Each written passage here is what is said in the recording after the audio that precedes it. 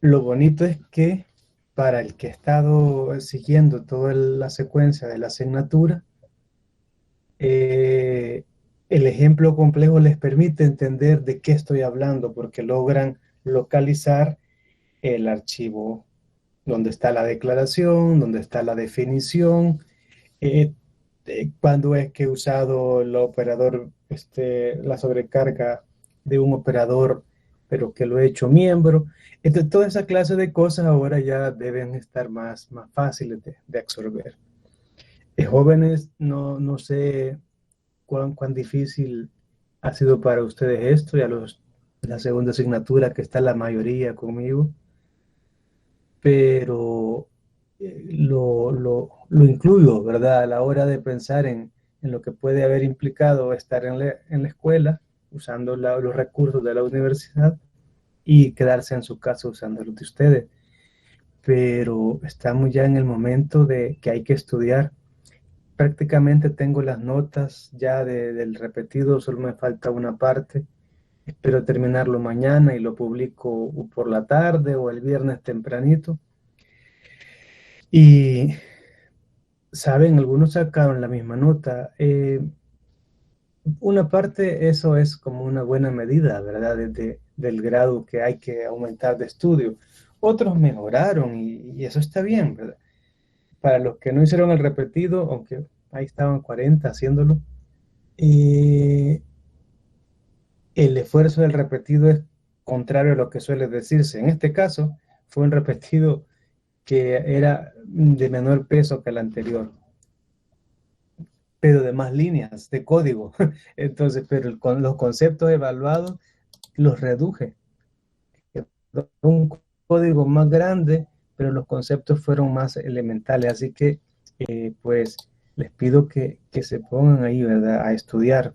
Hago el comentario porque ahora ya estamos explicando por segunda vez y lo voy a hacer por una tercera vez antes de que decirles a ustedes, escriban una clase.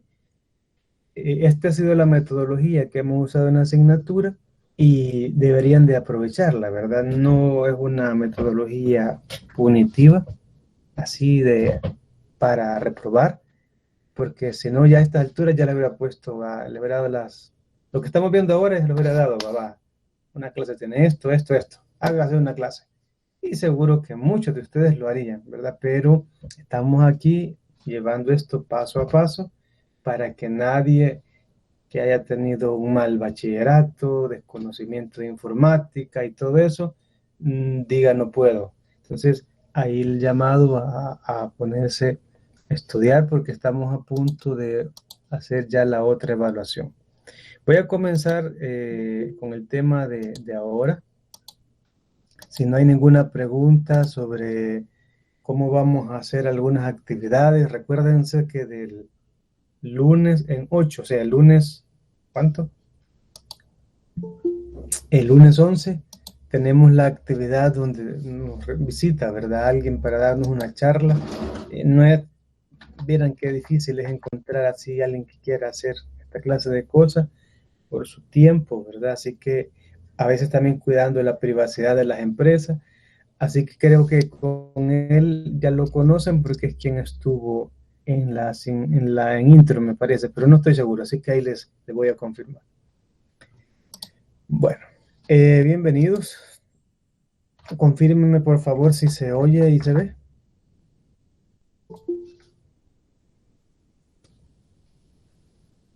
Sí se ve y sí se escucha, Ingenio.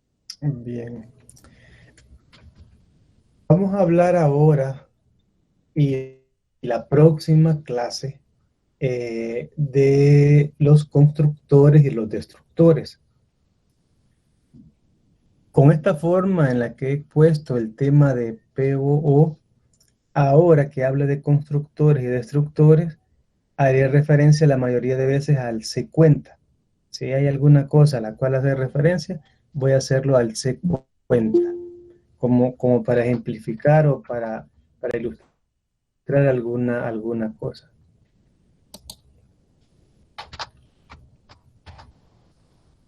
Entonces, comenzamos.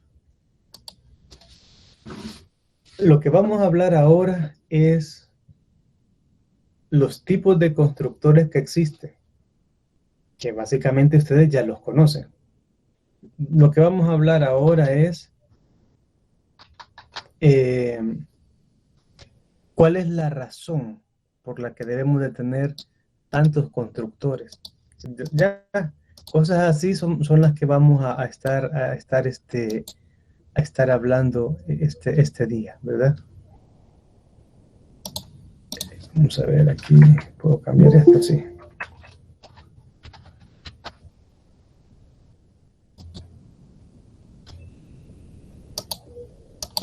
Bien, entonces,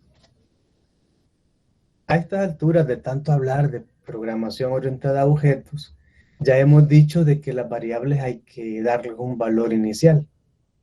Y esto se hace usando un constructor. Repasemos la forma la forma más primitiva en la que le damos un valor a un objeto de una clase o una estructura. Vaya, primero, nosotros creamos el objeto, luego le decimos que es ese1, ¿verdad? Sigo pensando en secuencia, miren, que a ese C1 le doy un valor a saldo y que a ese C1 le doy un valor a interés, ¿ya? Pero, ¿qué es lo que pasa con esto? ¿Esto se puede hacer en clases, así como lo estoy haciendo aquí?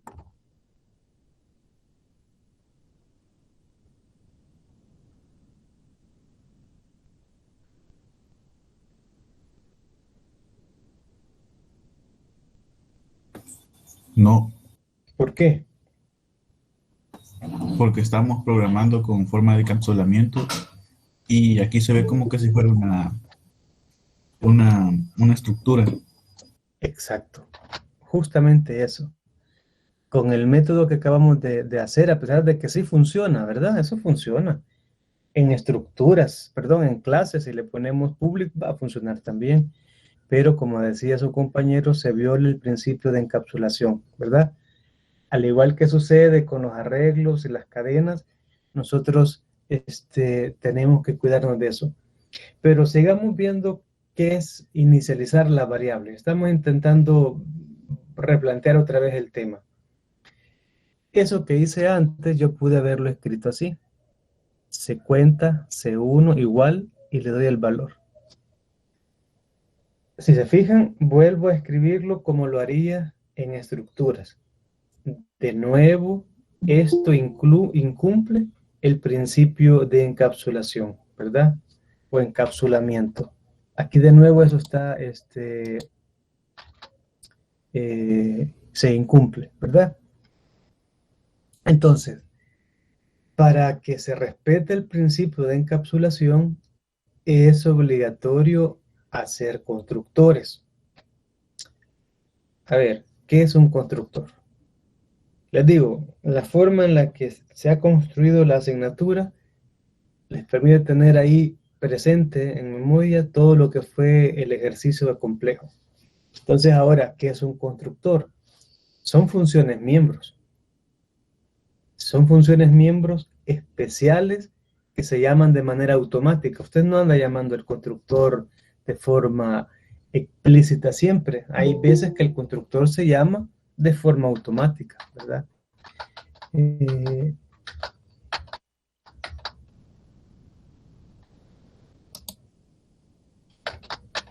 Entonces, características del constructor. 1. Se llama igual que la clase. 2. El constructor no tiene valor de retorno, ni siquiera voy. Ahora nosotros ya podemos deducir que es porque el retorno lo maneja de manera implícita, ¿verdad? Pero al final no ocupamos saber eso, solo estar claro que el constructor, mismo nombre de la clase y sin valor de retorno. ¿Y cómo podemos sobrecargar funciones? Al final esta es una función, podemos hacer varios constructores. El uso del constructor es tan importante que si ustedes no ponen un constructor, el compilador agrega un constructor de oficio. Ya vamos a hablar del constructor de oficio. y vamos a detenernos a evaluar varios detalles por los cuales no siempre es la mención. Pero ahorita vamos a entrar al constructor que nosotros, tal como les dije, íbamos a dar una clase más corta. Si se recuerdan, a la clase se cuenta, no tenía constructor. Entonces nosotros ahora vamos viendo la necesidad de que tenga un constructor y vamos a agregarlo.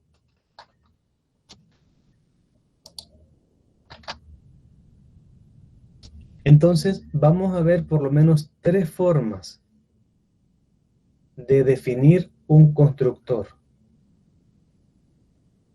Presten atención ustedes a los detalles que vamos a seguir acá. Tengo en el apartado público la declaración del constructor. Como las variables miembros se llaman de interés, pues le voy a escribir un saldo declarado. Vale la pena insistir, ¿verdad? Ya como conceptos que se le van a quedar a ustedes de este tema, que no tiene el constructor valor de retorno y que tiene el mismo nombre de la clase.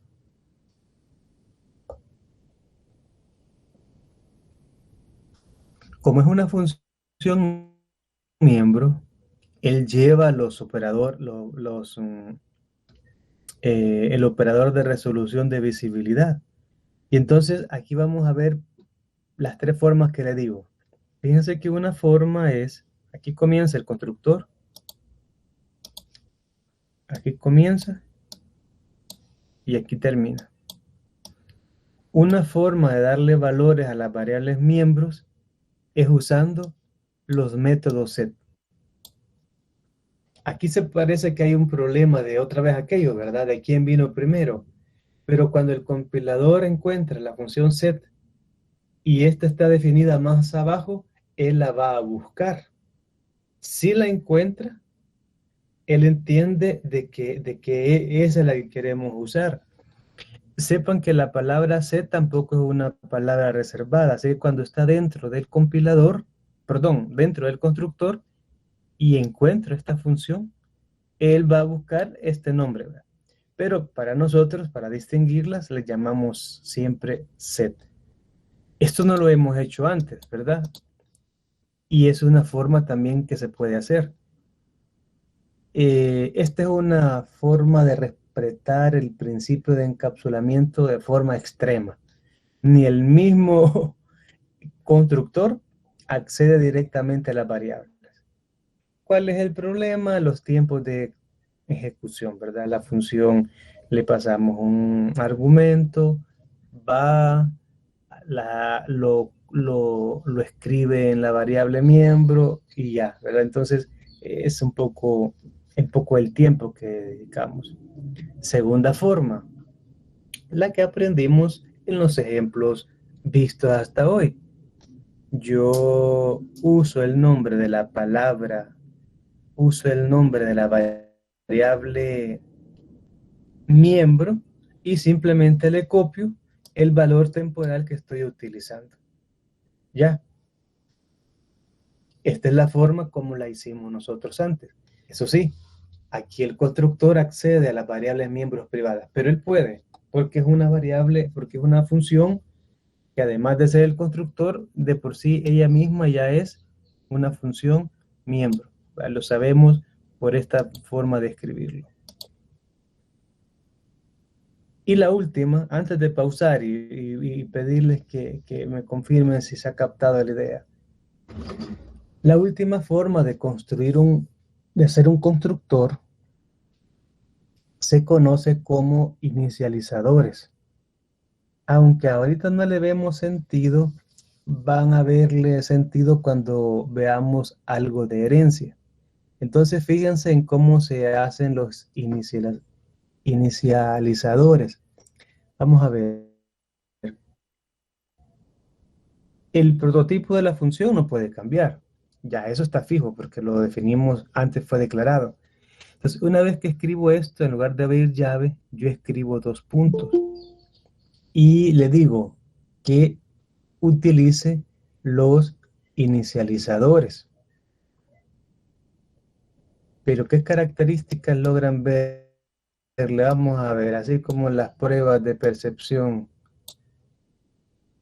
de ahí a las 6 diferencias. ¿Qué es lo que observan acá en estos inicializadores? Y vean, una vez que llamo a esto, resulta que ya no hay nada más que poner en las llaves. Cuando lleguemos a herencia van a descubrir que sí, ya tengo que poner dentro de las llaves. A ver, ¿qué entienden, qué perciben acá? A ver ahí la percepción de ustedes.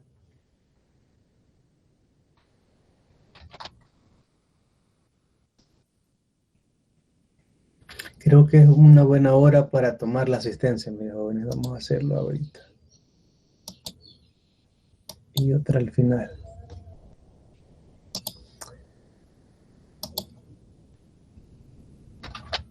Ajá. ¿Alguien que me diga qué es lo interesante de esta línea? Que los inicializadores están fuera del cuerpo del constructor. Sí, eso es un buen punto. ¿Qué otra cosa? ¿Existe la función saldo? Es sobre eso, pues creo que no existe, sino que es como la variable que está dentro de la clase y adentro de los paréntesis está la función, creo yo.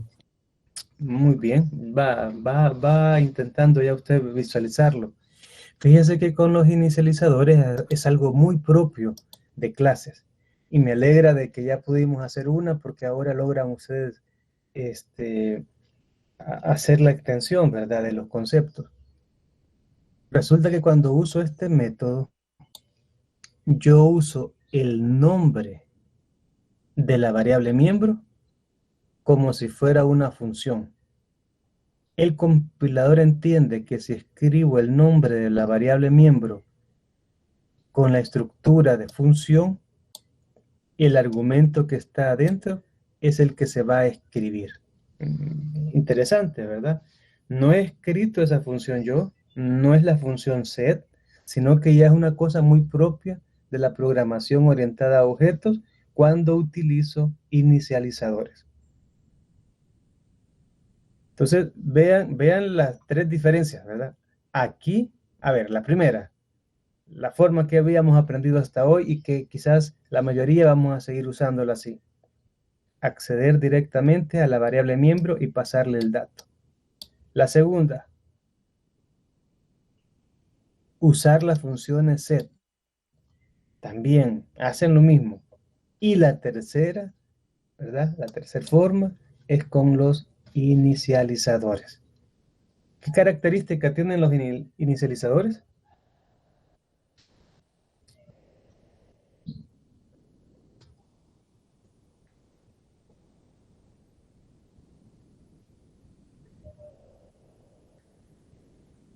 ¿Alguien puede repetirlo, por favor?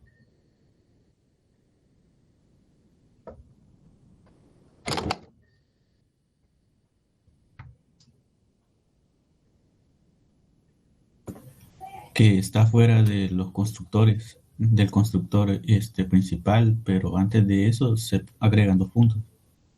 Sí, eso está bien. Es una cosa de sintaxis, ¿verdad? Pero una cosa más conceptual que les acabo de decir.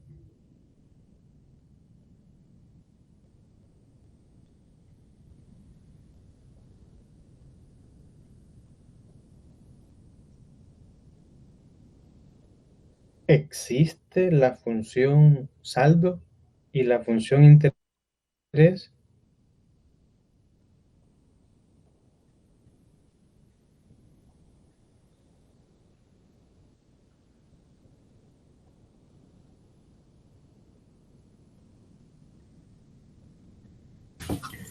No existe.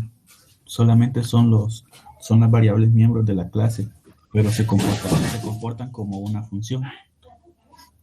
Correcto. A eso se refiere este término. para inicializar una variable. A eso se refiere, ¿verdad? Y lo vamos a poder hacer si queremos así, o lo vamos a poder hacer de la forma que aprendimos en un principio. Bien, tal como se ve, ¿verdad? En el código, y que es lo que intentaba que ustedes se les quede, el nombre de la variable miembro, seguido entre paréntesis del argumento, es el que le da valor. De esta manera, el mismo nombre de la variable actúa como si fuera la función set.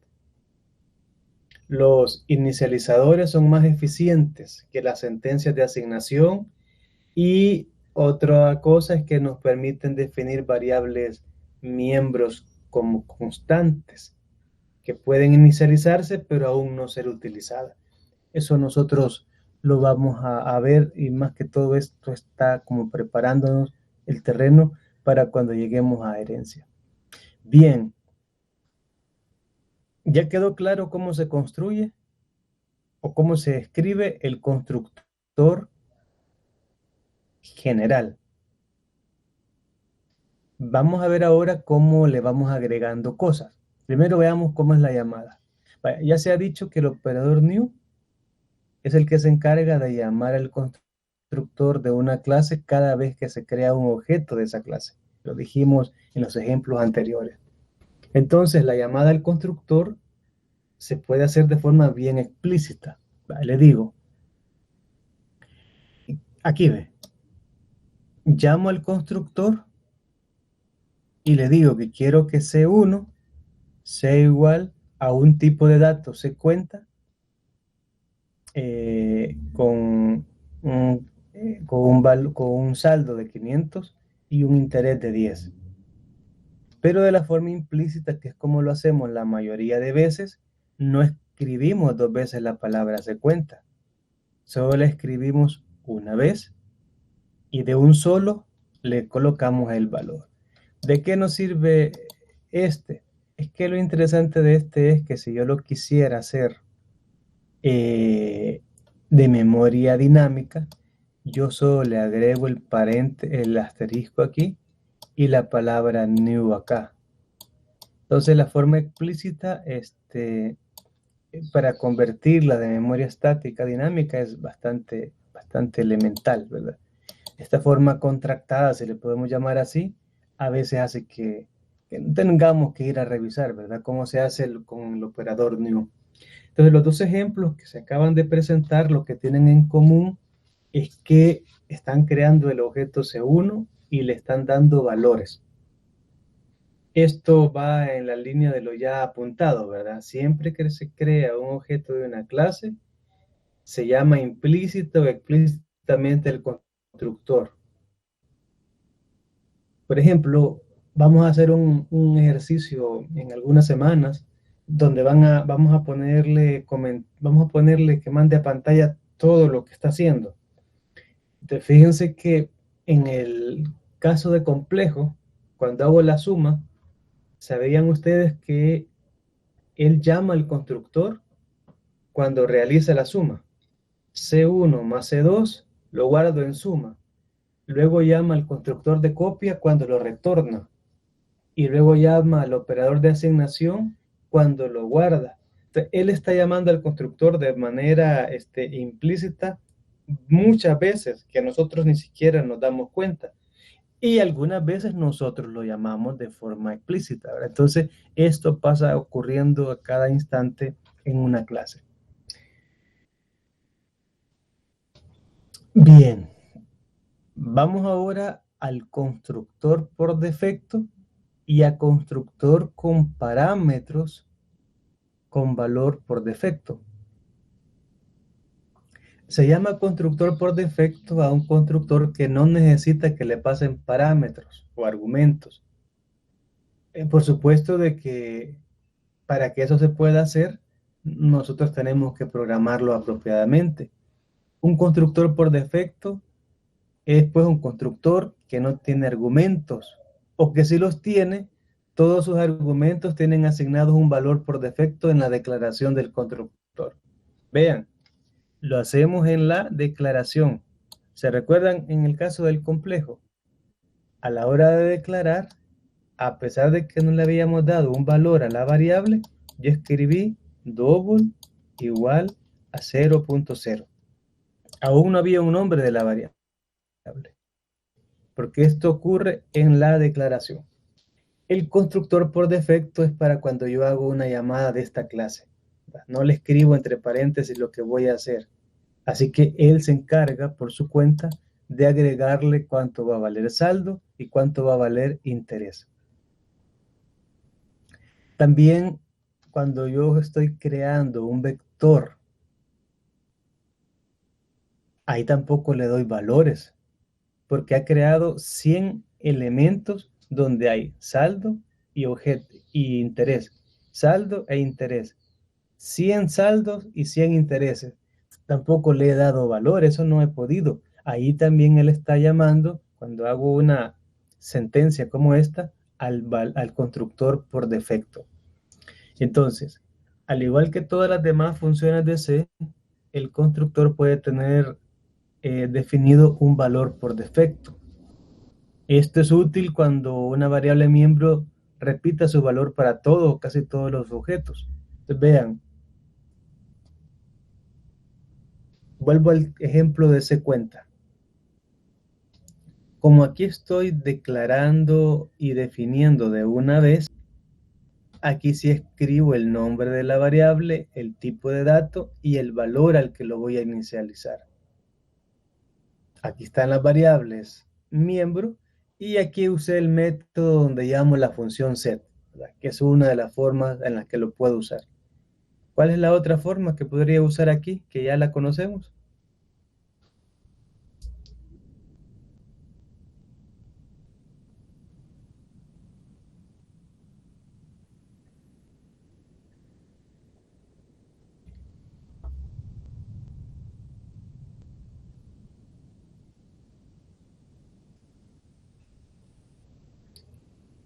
¿Cuál es la otra? Los inicializadores.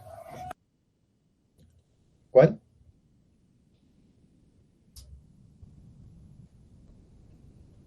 La otra forma que ya conocemos.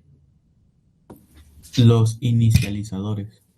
Sí, pero eso lo acabamos de ver hace 10 minutos. Pero la otra forma que ya hemos usado, que ya la conocemos. Que de forma directa escribamos las variables miembros de la clase y les tenemos los datos que se vayan aceptando. Correcto, aceptando. exacto. De una vez escribimos saldo es igual a un saldo. Interés es igual a un interés. Bien. Este mismo ejemplo, que luego lo vamos a ir aumentando con más y más cosas, y lo vamos a volver a ver ya directamente en el compilador, voy a ver hasta hoy qué es lo que pasaría en el main. Ahora, con haberle colocado estos dos ceros,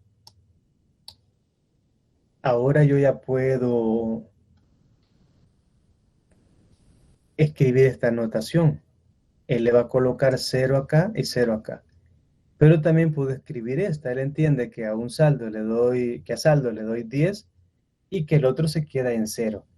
Y también le puedo dar valor a todos, ¿verdad? En cada uno de los casos yo estoy llamando al mismo constructor.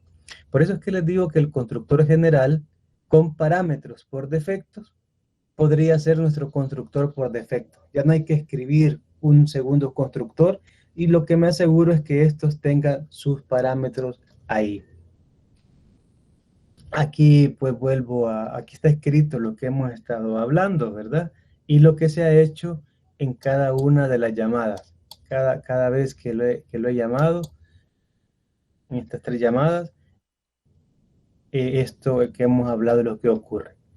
Bien, pero aquí se viene un tema interesantísimo que quisiera que ustedes notaran las razones por las cuales es importante seguirlo. Solo denme, por favor, unos minutos.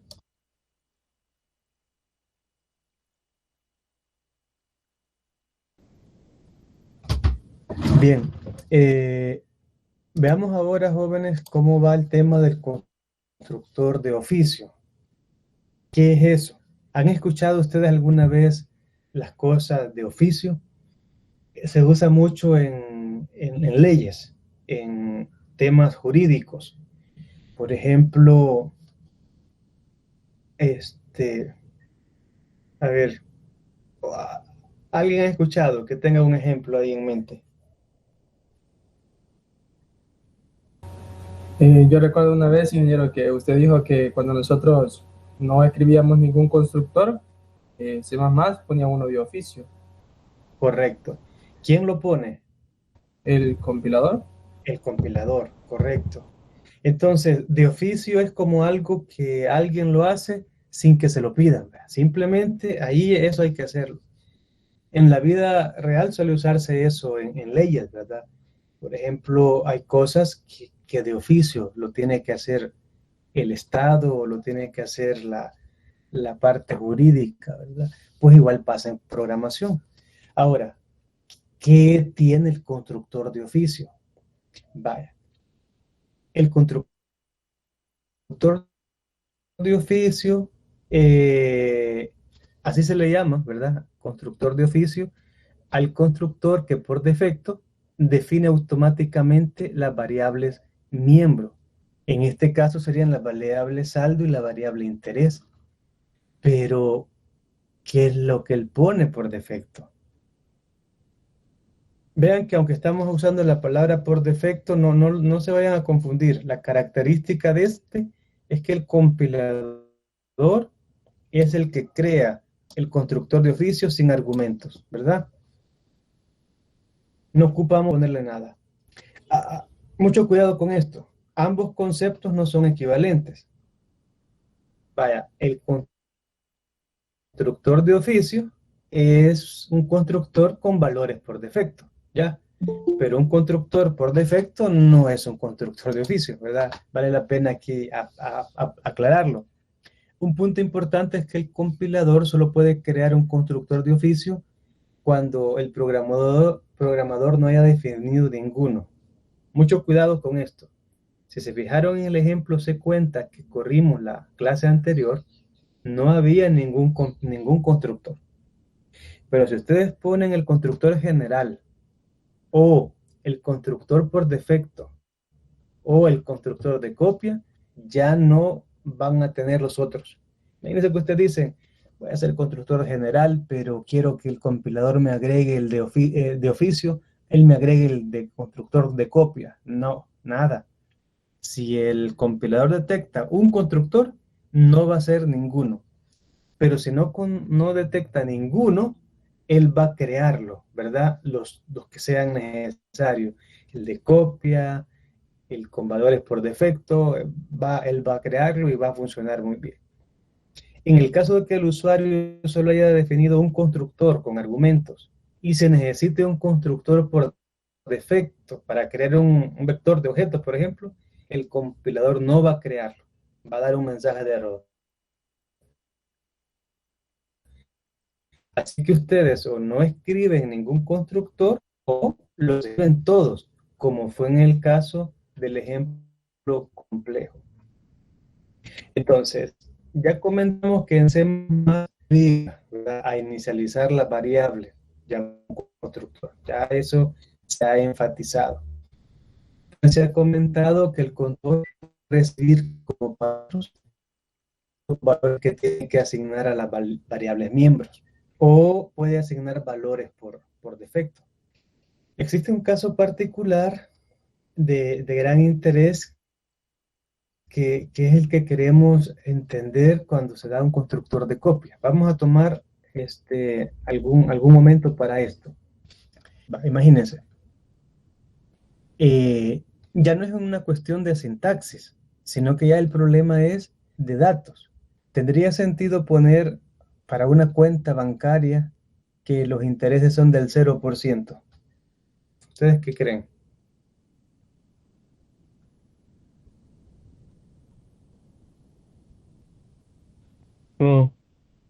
No, ¿verdad? Como suele decirse, ¿verdad? El banco nunca pierde. No tiene sentido eso. Entonces, a nivel de programación, tampoco tendría sentido usar un constructor de oficio. Entonces, ahí necesitamos crear nuestros propios constructores. Uno de ellos es el constructor de copia. Aquí estamos viendo cómo definimos un objeto y luego ese objeto, a la hora de construir otro, lo hacemos con los valores que hemos definido. En las sentencias anteriores se han creado 3 objetos y por definición se ha tenido que llamar 3 veces al constructor. Pero realmente, ¿qué es lo que ha ocurrido? Vaya. En la primera sentencia se ha llamado el constructor con argumentos definido en la clase. En la segunda y en la tercera ya se ha llamado el constructor de copia. Recuerden de que se tienen las 2 formas, ¿verdad? Puedo pasarle este valor con el operador igual, pero que aquí no es el de asignación sobrecargado, solo es una forma de escribirlo, porque va la palabra del constructor. En los 3 casos estamos construyendo. Solo que en uno usando el constructor general y en los otros 2 el de copia. Entonces, por definición, el constructor de copia, el único argumento que tiene es un objeto de la misma clase. Ya lo vimos eso en complejo y ahora lo estamos repitiendo. En las sentencias anteriores también de los objetos C2 y C3, estos funcionarían correctamente, aunque no se haya declarado y definido la clase secuenta. Esto ocurrió, si ustedes recuerdan, cuando corríamos el secuenta. Sin haber hecho un constructor de copia, él lo generó de manera de oficio. Es lo que dice acá. Esto se puede por el constructor de copia, también se puede tener un constructor de copia de oficio. Ahora, ¿qué es lo que ocurre con un constructor de oficio? La copia se hace bit a bit, ¿ya? Entonces, si se fijan, jóvenes, acá aparece un problema que no es estrictamente de sintaxis de C++, sino que es competencia de un programador. Hacer copias de bit a bit, ¿dónde no va a dar problema? Y va a estar perfecto.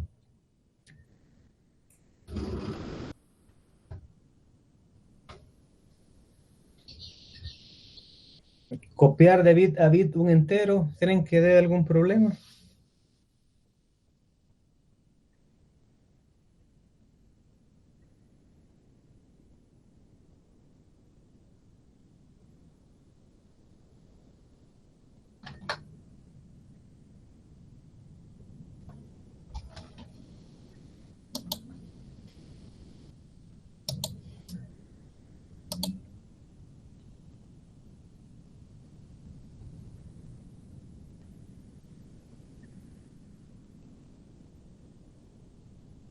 A ver, ¿están ahí? ¿Me entienden la pregunta?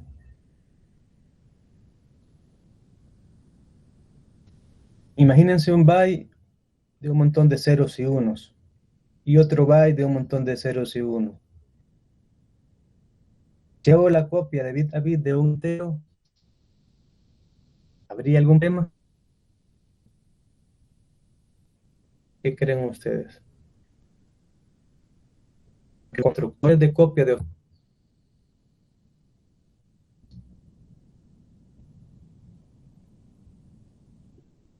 ¿Cómo fue la pregunta, A profe? ver, aquí estamos explicando de que el constructor de copia también puede ser de oficio, pero que el constructor de copia, él realiza la copia bit a bit. Entonces yo les pido que lo piensen. ¿Servirá el constructor de copia de oficio si estoy manejando enteros o flotantes? ¿Creen que dé algún problema? Porque él copia bit a bit. Tengo aquí un byte y luego pasa bit por bit al otro byte. ¿Creen ustedes que dé algún problema?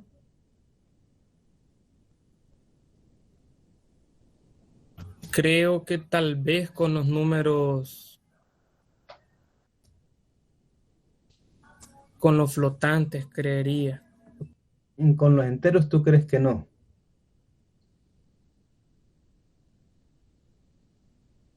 Con los enteros creería. Ok. Vale, lo que quiero poner en la mesa, jóvenes, esta posibilidad, que no siempre el de oficio sea la mejor opción. ¿Ya? Su compañero acaba de darle pensamiento a qué pasa, pero solo sería de recordar que al final el punto es, sino que almacenamos la precisión de los dígitos y luego la mantisa, ¿verdad? Y luego el exponente. Y ahí se entiende que no tampoco daría problema. Bien, vamos a darle entonces atención al constructor de copia en detalle. Presten atención, que luego de hacerle preguntas usted pueda darle ejemplo, inicializar a partir de un objeto, ¿verdad? Hay otros dos casos que el constructor de copia es llamado de manera implícita. No tenemos nosotros nada que ver. Y es cuando a una función se le pasan objetos como valor. Es decir, cuando yo tengo, por ejemplo, la función de sobrecargando el cout, ahí cuando le pasé ese complejo para que me lo muestre en pantalla, de forma implícita llama al constructor de copia y lo copia a la función. Igual, en todas las funciones aritméticas que tengo un valor que retorna, él llama de manera implícita al constructor de copia para copiar el valor allá en donde quiero mostrar el resultado. Entonces, el constructor de copia es muy, muy importante. Vamos a hacer un ejemplo para entender los peligros de no escribir un constructor de copia. Vean, vamos a tomar como caso una clase que le hemos llamado alumno y que va a tener dos variables miembros. Ahora, seamos más detallistas. Realmente, ¿cuál es la variable miembro que tiene? Ahí están escritas, pero ¿alguien me puede decir exactamente qué es lo que está como variable miembro?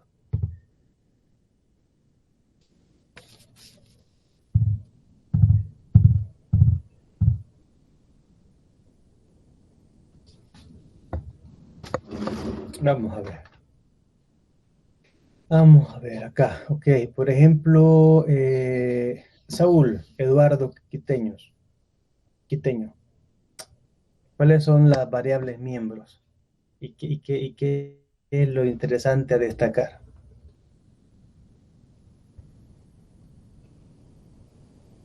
En este ejemplo, ¿Sí? diría que el puntero nombre y nmat Ajá. ¿El nmat qué tipo de dato es? serían un entero pero largo. Correcto. Fíjense que uno sabe que cuando escribe char asterisco nombre es para guardar un nombre, pero realmente aquí, ¿cuál es el objeto? La variable miembro. La variable miembro es la cosa. Exactamente aquí, ¿qué es la variable miembro?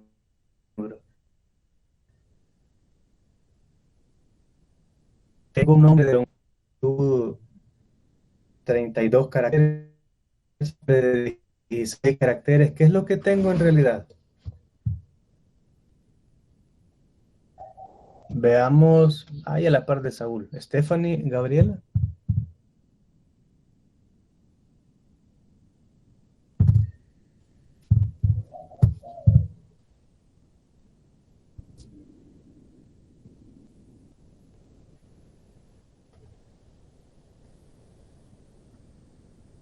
Stephanie, Gabriela, ¿tengo como variable miembro un nombre? ¿O qué es exactamente lo que tengo? Apenas.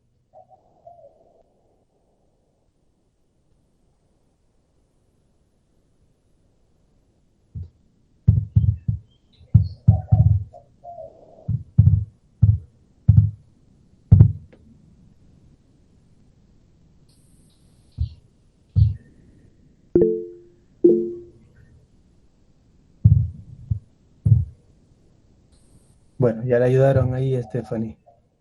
Únicamente es un puntero.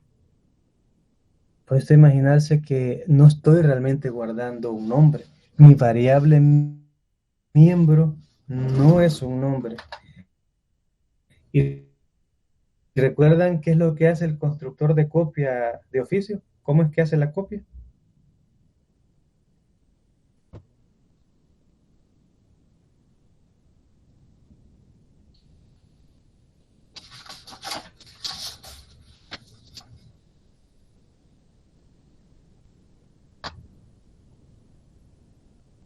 ¿Cómo es que hace la copia?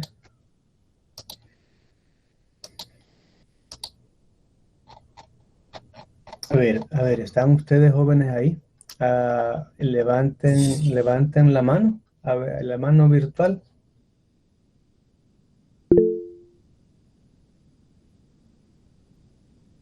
En este momento. Ingeniero en el... Bernardo,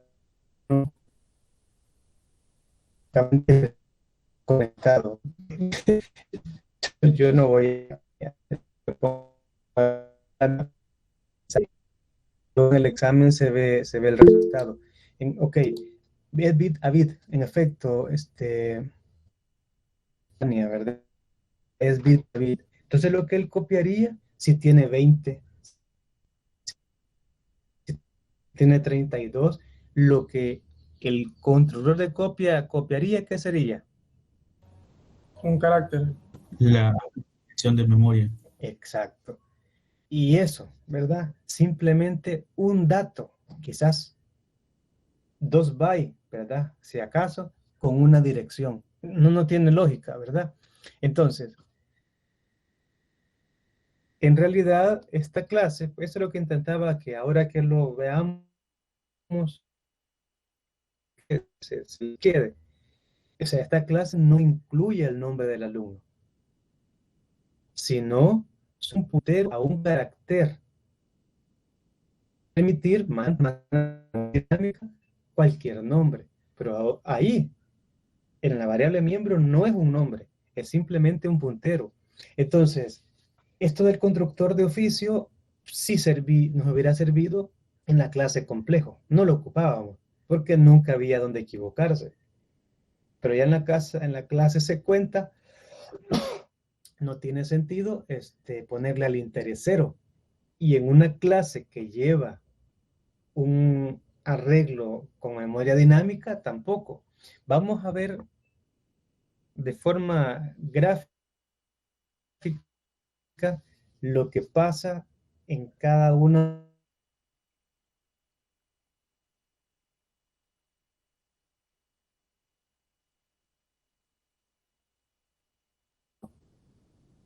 Y ya en tiempo de ejecución es que el nombre va a tener 16 caracteres, 20 o 32. Esta situación la podemos representar aquí, miren. Aquí hemos hecho reserva de memoria dinámica. Creamos un objeto y ya en el proceso le llamamos Luis Pérez. Ya está.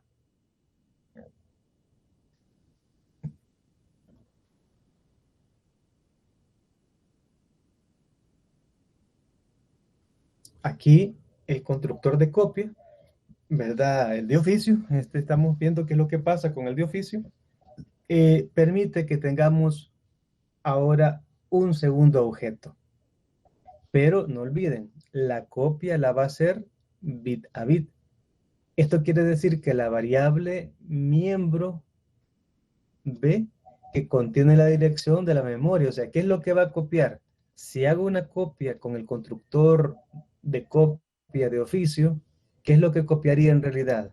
Él copiaría esta dirección. Ustedes vean, si yo le digo, quiero que alumno B sea igual a alumno A, lo que él crearía es una copia de la dirección a la que está apuntando A y se la pasaría ahora esa misma dirección para que B apunte ahí. O sea, si uso el constructor de oficio, y la copia es bit a bit, lo que realmente él copiaría sería el puntero. Él no puede hacer más, porque él de oficio, él va a hacer la copia bit a bit. No le interesa si este es un vector, si este es una matriz, si es una cadena de caracteres, nada. Al copiar las direcciones, ambos estarían apuntando al mismo lugar. ¿He hecho realmente una copia con esta instrucción?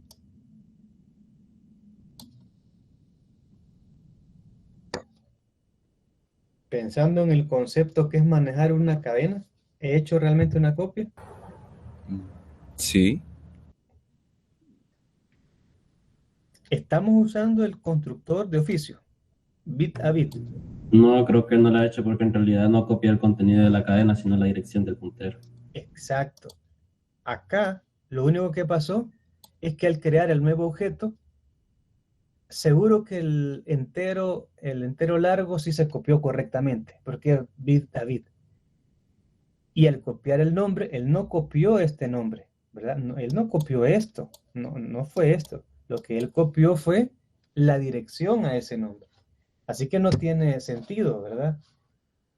A nivel de sintaxis eso funciona, pero a nivel de conceptual eso no me sirve para nada. ¿Qué pasaría si yo ahora escribo mi propio constructor? ¿Cuál sería la manera en la que esto funcionaría si yo escribo mi propio constructor? Aquí explica la situación que hemos estado intentando visualizar, ¿verdad? Por ejemplo, si se quiere cambiar el nombre del alumno A, lo que va a hacer, imagínense que el nombre ha cambiado y ahora nos equivocamos, ¿verdad? Al digitarlo, se escribe y ahora en lugar de tener 16 caracteres, tiene 15. Entonces, ¿qué es lo que haría? ¿Cómo nos quedaría un código para hacer cambios? Iría, leería la nueva cadena, borraría la anterior, liberaría la memoria, los 16 espacios, y ahora solo guardaría 15 y ya. Pero, ¿qué ha pasado con B? Aunque nosotros no le hemos hecho nada a B, él seguiría apuntando al mismo nombre. Es probable de que en este proceso la posición de memoria haya cambiado al ser liberada. Así que las consecuencias es que B ha perdido información y lo más probable es que dé error. Ahora, ¿qué pasa si yo escribo mi propio constructor? Si yo escribo mi propio constructor de copia, estamos hablando del constructor de copia, yo sí tengo claro de que esto es una cadena. Como programador yo lo tengo claro. Entonces, al hacer la copia, yo haría mi código. ¿Cómo harían ustedes su código para copiar una cadena?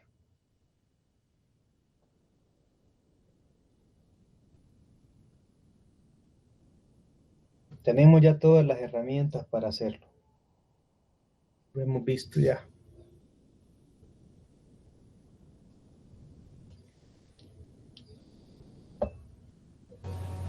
Pusiera char, el nombre, y le diera un tamaño un poquito grande para que quepa el nombre. Ok, muy bien. Les voy a decir a grandes rasgos qué se hace. Como hay un destino y un origen, ¿verdad? Primero, strlen para medir el origen. ¿Cuánto mide lo que voy a copiar? Luego, con el operador new, crear el nuevo espacio que se va a llamar B. Luego, con strcpy, copio lo que tengo en el origen en el siguiente. Pero ven que ya copiar ya es otra cosa. Ya no es solo copiar un puntero. Yo, como ya entiendo qué es lo que estoy haciendo con mi codificación, ya es otra forma de manejarlo. Entonces, en este caso, el constructor no copia bit a bit la dirección que está en A, sino que reserva memoria, copia a esa memoria el contenido apuntado por A, y ahora B realmente apunta a una nueva memoria. Ahora la copia de B es un objeto completamente independiente. ¿Sí? Pero aquí me tocó a mí escribir mi copia, ¿verdad? Hubo que escribirlo. Veamos, en el caso de C complejo, con esto que estamos explicando aquí, ¿era suficiente el constructor de copia de oficio o no? ¿Sí o no?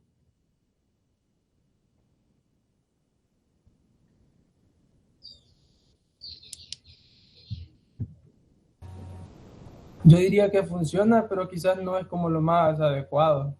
Correcto. Pero en el caso complejo sí funciona. Porque como es copia bit a bit, iba a copiar la parte real y no pasaba nada, ¿verdad? La parte real no estaba apuntando a nadie. La parte imaginaria se copiaba. El problema es, vean, cuando estoy manejando memoria dinámica, sea para apuntar a una cadena de caracteres, a un vector, sea entero, flotante, lo que sea, o a una matriz, o a una estructura, por ejemplo. Imagínense que a una clase sería en este caso. Imagínense que una clase tiene dentro de ella una clase, porque eso puede pasar. Así es que en estos minutos lo que he intentado enfatizar y por lo que pues hasta hice la pausa para intentarlos oír a ustedes cómo lo miraban en la situación, es que el constructor de copia de oficio no siempre nos es útil, ¿verdad? El constructor de copia de oficio no siempre nos es útil. ¿Preguntas? ¿Comentarios hasta acá?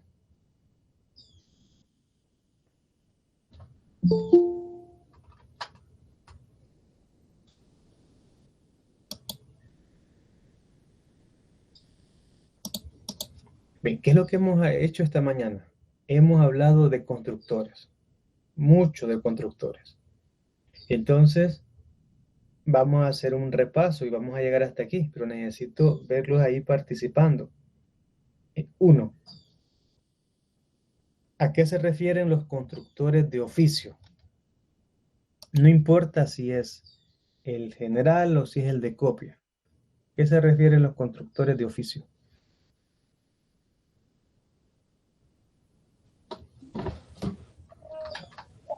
Al constructor que hace el compilador. Exacto. No olviden eso. Si yo escribo un constructor, pero no quiero escribirlos todos, solo voy a escribir el general, ¿qué va a ocurrir? ¿Cómo lo interpreta el compilador?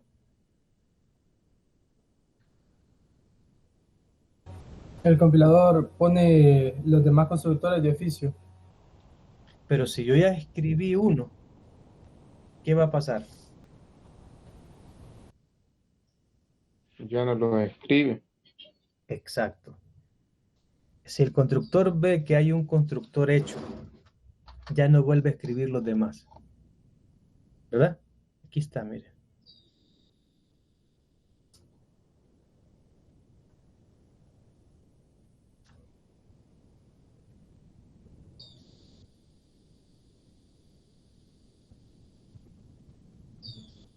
¿Dónde está?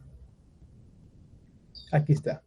En caso de que el usuario solo haya definido un constructor con argumentos y necesite un constructor por defecto para crear, por ejemplo, un vector de objetos, el compilador no crea este constructor por defecto, sino que da un mensaje de error.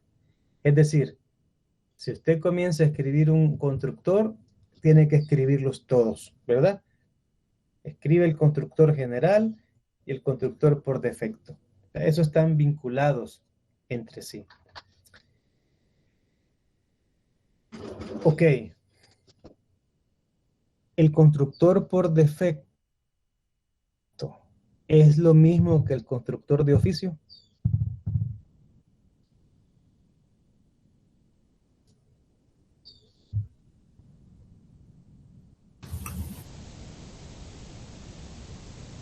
No, ¿Cuál es la diferencia?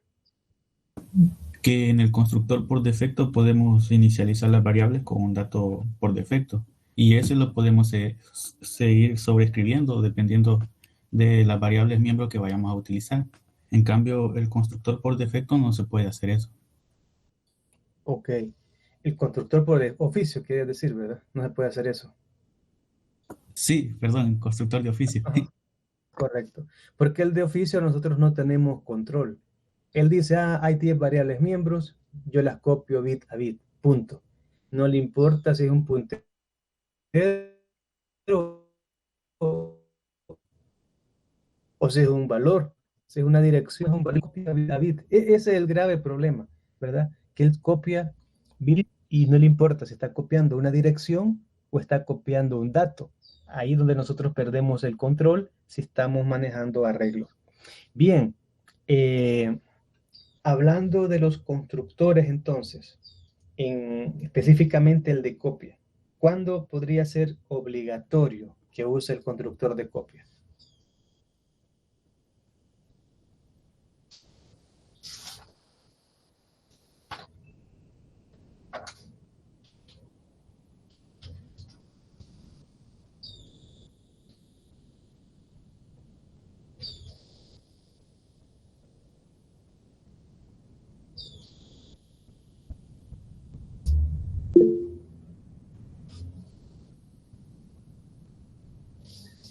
Exacto, ¿verdad? Lo que dice su compañero, cuando está ahí involucrado la memoria dinámica y hay un puntero, ¿verdad? Eso es un problema porque él va a interpretar, el compilador, si dejamos que él haga el constructor de copia, él va a interpretar que simplemente es una variable y él va a copiar la dirección. Muy bien lo va a hacer, pero no es el concepto que nosotros queremos implementar. En este caso, cuando lo teníamos de esta manera, en términos prácticos, es que los dos se quedan apuntando a un solo valor. O sea, no ha hecho una copia. Conceptualmente no ha hecho una copia. Yo quisiera tener esta otra situación, donde A me apunte a una posición de memoria y B me apunte a una posición de memoria. Esta es una verdadera copia. Esto es realmente algo que lo puedo considerar que he hecho una copia de mi cadena y que seguro por algún lado también está el número de carnet, ¿verdad? Que era la otra variable. ¿Preguntas? ¿Comentarios?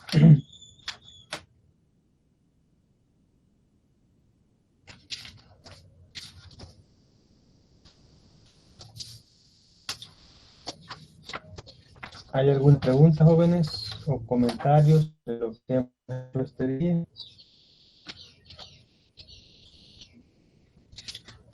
Bueno, entonces vamos a llegar hasta acá, ¿verdad? Este día era una clase relativamente corta.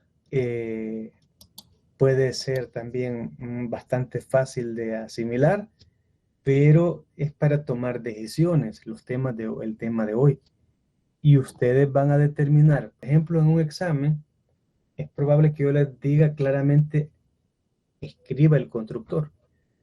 Pero en otro me interesa solo el resultado y ustedes determinan si debe o no escribir el constructor, ¿verdad? También hay una tarea donde les pido que hagan una clase que maneje vectores. Entonces es un hecho que ahí, desde el principio, ¿verdad? Hay que colocar todo. Así que les dejo eso ahí para que ustedes lo puedan trabajar. ¿Qué vamos a hacer a partir de la siguiente clase? Vamos a comenzar a hablar de cómo es que debemos de entender el operador de asignación, ¿verdad? Vamos a ir mencionando todas las opciones y vamos a comenzar a hablar del destructor, que eso es algo que no lo habíamos visto hasta la fecha. Y vamos a ver la clase secuenta ya completa. Así que ustedes pueden también adelantar este material porque todo está disponible en el guión de clase. Jóvenes, si no hay ninguna pregunta o comentario, ahora vamos a concluir acá. Pues los dejo. En el chat ahí preguntan cuándo haya que utilizar memoria dinámica. Repite el principio de tu pregunta, por favor. ¿Cuándo es que se tiene que utilizar memoria dinámica? De aquí en adelante debería de ser siempre utilizando el operador new, pero como al final, por eficiencia, ¿verdad? Pero como al final estamos aprendiendo todos, ¿verdad? Ustedes en particular a programar, si les funciona sin memoria dinámica, ya. Pero lo ideal sería aquí que todas las variables fueran ya usadas con new, porque eso nos garantiza que la vida, el tiempo de vida de la variable ya no depende del bloque en el que está, ¿verdad? Así que respondiendo de forma corta, sería siempre, ¿verdad?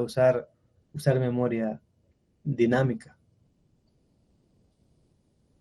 Muchas gracias. Ok.